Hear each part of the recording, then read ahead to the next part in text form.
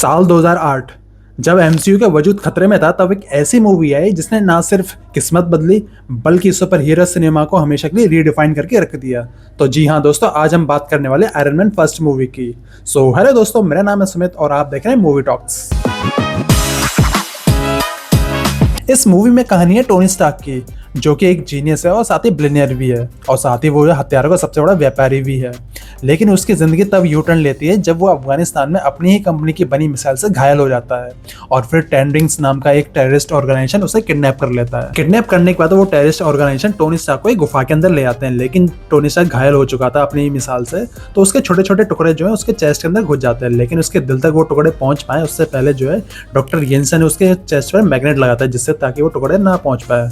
और लेकिन टेररिस्ट का जो असली मोटो होता है वो होता है कि वो एक जेरिको नाम की सबसे खतरनाक मिसाइल टोनी स्टार्क से बनवाना चाहते थे, लेकिन वही अपना टोनी स्टार्क हार मानने वालों में से नहीं था। और फिर वही गुफा के अंदर टोनी स्टार्क अपना जीनियस दिमाग चलाता है और वहाँ की जो कवाड़ होता है गुफा के अंदर, उसी से एक छोटा मिनी आर्क रिएक्टर बना लेता है, जो कि इसको दिल को तो बचा लेता है और साथ ही साथ एक बड़े से भारी भरकम सूट को भी जो है पावर देता है। और दोस्तों आपको पता होगा तो फिर इसी का नाम होता है आयरन मैन मार्क 1 सूट। और फिर जो है यूनिस जो है टोनी स्टार्क को काफी ज्यादा टाइम लेता है उस सूट को चालू करने के लिए, लेकिन जो है यूनिस को गोली लगने के बाद उसकी वहीं पे मौत हो जाती है।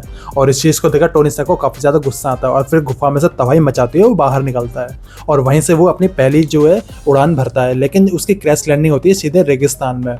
लेकिन उसके बाद जो आखिरकार अमेरिकन फोर्सेस उसे आखिरकार बचा लेती हैं। टोनी स्टार्क जब वापस आता है तो उसे एहसास होता है कि उसके बनाए गए हथियार जो है दुनिया में पूरी तबाही लेकर आ रहे हैं, और फिर जो है अपनी कंपनी का वेपन डिवीजन जो है वो हमेशा के लिए बंद कर देता है। लेकिन उसकी कंपनी का जो एक पार्टनर होता है ओबेडिया स्टेन, लेकिन उस फैसले से जो है खुश नहीं होता वो। और फिर टोनी जो है अपनी लैब में दिन रात एक कर देता है और फिर साथ ही जो है काफी सारी टेस्टिंग करता है अपनी लैब में, कभी उड़ने की टेस्टिंग, कभी जारविस का फनी असिस्टेंट, और देन आखिरकार जो है हमारी एंट्री होती है आयरन मैन मार्क 3 सूट की।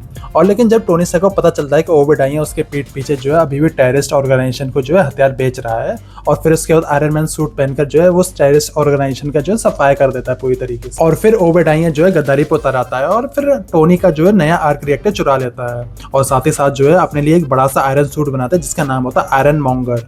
और फिर जो है टोनी स्टार्क अपना मरते मरते जो है अपना पुरानी गुफा वाला आर्क रिएक्टर लगाता है और साथ ही जो ओबेडिया से भिड़ जाता है। वैसे देखा जाए तो ये लड़ाई सिर्फ दो आयरन सूट की नहीं थी, बल्कि दो विचारधाराओं की भी थी।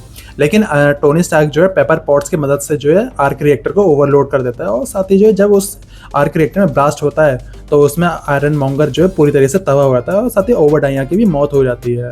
और फिर अगले दिन शील्ड के एजेंट टोनी के पास आते हैं ताकि उसको एक कवर स्टोरी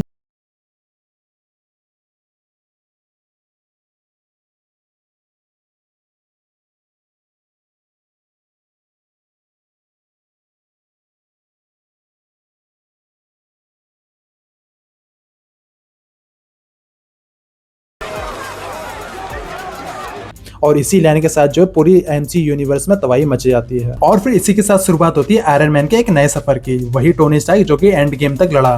तो वैसे आपको आयरन मैन की फर्स्ट मूवी की ये स्टोरी आपको कैसे लगी, let me know in the comments. और साथ ही अगर आपको मार्वल मूवीज की ऐसे ही अपडेट चाहिए तो लाइक और सब्सक्राइब करना ना भूलें। तब तक मैं मिलता हूँ आपका अगले वीडियो में, तब तक keep watching, keep movie talks.